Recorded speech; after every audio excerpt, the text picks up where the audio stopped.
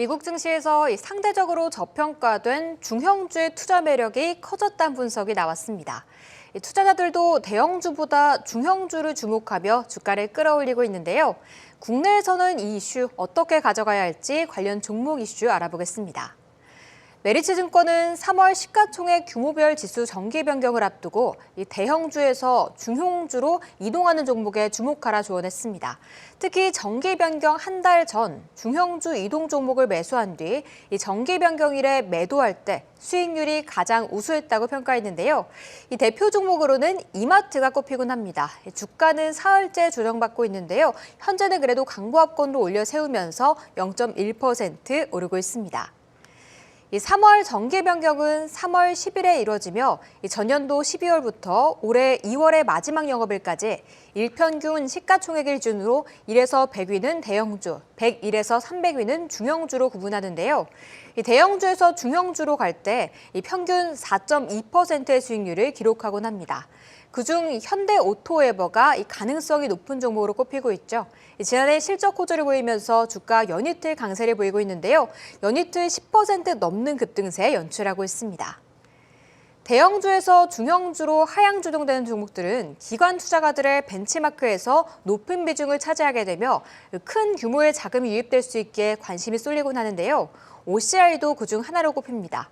OCI 폴리실리콘 가격 차별화가 되고 있어 절대 저평가 영역이란 평가가 나오고 있는데요. 오늘은 빨간불 켜주면서 0.5% 오르고 있습니다. 지금까지 정기 변경 관련 뉴스 알아봤습니다. 네, 이전의 흐름을 살펴보면요. 정기 변경 한 달 전부터 변경일까지 대형주에서 중소형주로 바뀌는 종목군은 좀 평균적으로 수급도 잘 왔고 좀 상승세를 보였다고 합니다. 실제로 2010년 이후 이루어진 정기 변경에서 대형주가 중소형주로 변했을 때 15번 중 12번은 좀 기관 투자자가 매수를 하면서 괜찮은 수익률을 기록했다라는 분석들이 나오고 있는데요. 이번 3월 정기 변경에서는 어떤 종목들이 이동을 하는지 먼저 확인해 보도록 하겠습니다. 자, 대형주에서 중소형주로 이동이 예상되는 종목은 이마트와 현대오토에버, 일진머티리얼즈, 한진칼과 OCI가 있었고요. 반대로 중형주에서 대형주로 이동하는 종목들입니다. 호텔신라와 현대로템, GS리테일, 포스코인터내셔널, CS윈드가 랭킹되어 있습니다.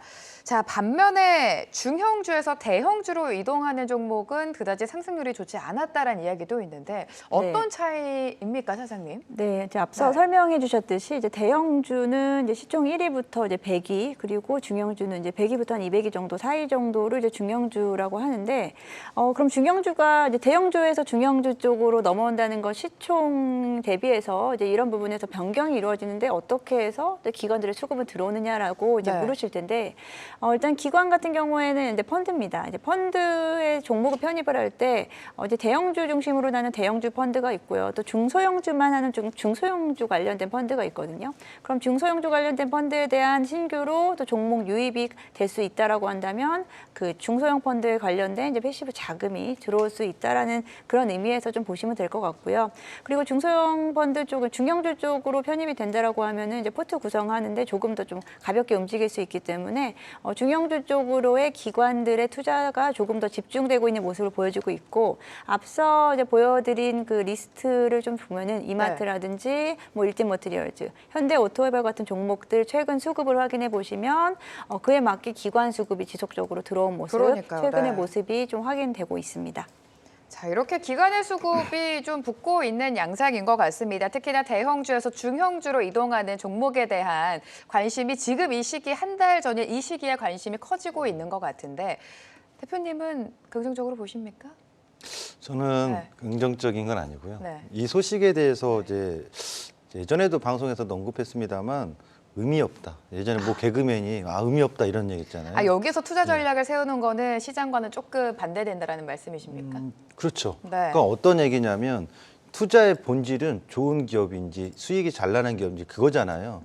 저는 이런 리포트를 쓰신 분에게 노고의 박수는 보내드리는데 사실 투자자분들이나 개인 투자자한테 전혀 저는 도움이 안 된다고 말씀드리고, 왜냐? 방금 전에 그 패시브 자금에 대해서 얘기는 다 해주셨잖아요. 연준님께도. 그런 자금 운영하는 건 여러분이 아니라 기관들입니다. 그럼 그들이 찍어서 매수하는 건데 우리가 어떤 거 찍을지 예측하는 것밖에 안 되잖아요. 그럼 수급을 추정하고 따라가는 것밖에 안 되는데 그다음에 결정적으로 HTS에서 여러분한테 기관 수급이 오늘도 들어오고 내일도 들어오고 한 3일 연속 들어왔으니까 이건 갈 수 있겠지? 그런 가능성의 어떤 기준이 있겠지만 본질적으로 좋은 기업이라고 할 수는 없겠죠. 그리고 시가총액이 좋은 기업은 계속 시가총액이 높아지겠죠. 그럼 계속 대형주 안에 있어야 되는데 내려왔다는 얘기는 뭔가 그동안의 평가 가치가 떨어졌다는 얘기가 되는 거고 반대로. 그래서 이 부분은 한 달 전에 매수한다는 전략 지난 과거의 데이터를 가지고 이렇게 통계 내보니 이렇다더런데 지금 시점에서 공개됐던 종목 다섯 종목 중에서 여러분이 3월 10일 날 지켜보십시오. 한번 대응을 하지 않더라도 어느 종목을 내가 올라갈 거라고 한번 찍어는 보십시오. 모의 투자처럼요. 과연 그걸 적중시켜서 수익 낼 수 있는 확률은 몇 %나 될까요? 그게 상당히 희박해요. 네. 과거에도 이 자료를 제가 매번 봤을 때 저도 이 자료 같은 거 토대로 이런 칸에 있어서 먼저 편입해 볼까? MSCI 편입되는 거 MSCI 쪽에서는 좀 효과가 좀 있어요. 근데 이 부분에 있어서는 그닥 실질적으로 대응의 효과가 좀 합리적이지 않다가 아니라 비효율적이다, 효율성이 좀 떨어진다. 이걸 좀 팩트로 말씀드리고 싶었어요. 그러니까 대표님 말씀은 지금 대형주에서 중형주로 이동을 하며 뭐 기관의 수급이 붙을 수는 있겠지만 이 하나의 모멘텀보다는 기업 본질을 본업을 그렇죠. 좀 보면서 투자 전략을 세워보자라는 말씀이신 것 같습니다. 자, 그렇다면 그 전략에 딱 맞는 종목 어떤 종목을 가지고 오셨는지 또 만나봐야겠죠. 염 차장님의 종목 먼저 공개해 보도록 하겠습니다. 일진 머티리얼즈를 가지고 오셨습니다. 일단 일진 머티리얼즈 대형주에서 중형주로 이동되는 종목 중에 하나고 최근 흐름을 보면 기관의 매수가 꾸준히 들어오고 있습니다. 또 일진 머티리얼즈 같은 경우에는 롯데케미칼의 인수가 완료가 된다면 그에 대한 기대감이 또 있지 않습니까, 네. 사장님? 저도 일단 최 대표님 말씀처럼 지금 나온 방금 전에 뉴스에 대한 부분은 이제 참고는 하시되 결국은 기업의 본질 이 중에서 그렇죠, 그러면 네. 어떤 종목이 기업의 가치가 지금 재평가받을 수 있을지에 대한 부분을 선택하는 게 가장 중요한 것 같고 저도 이제 리스트에 있는 종목 중에서 이제 일진 머티리얼즈를 가지고 왔는데 일진 머티리얼즈 시총이 지금 거의 뭐 작년 연초 대비해서 절반 이상이 빠져 있기 때문에 어떻게 그렇죠. 보면은 대형주에서 중형주로 옮겨간다는 게 그리 또 달갑지만은 않지만 지금 시점에서 그러면 어떻게 좀 재평가를 받을 수 있을까를 좀 평가해봐야 될 것 같고요. 일진 머티리얼즈 같은 경우에는 2차 전지 소재주 쪽에서 이제 동박에 대한 부분을 담당을 하고 있는데 사실 이제 동박업체 전반적인 좀 업황 자체에 대한 좀 좋지 않은 작년 한 해 동안 일진 머티리얼즈를 비롯해서 뭐 SKC라든지 솔루스 첨단 소재 같은 동박업체들은 전반적으로 지금 주가가 하향 패턴을 좀 그렸고요. 다시 지금 바닥에서 좀 반등을 하는 모습은 2차 전지주 전반 그리고 2차 전지 소재주에 대한 어떤 저평가에 대한 매력에 있는 종목들 중에서 좀 찾아봤고요.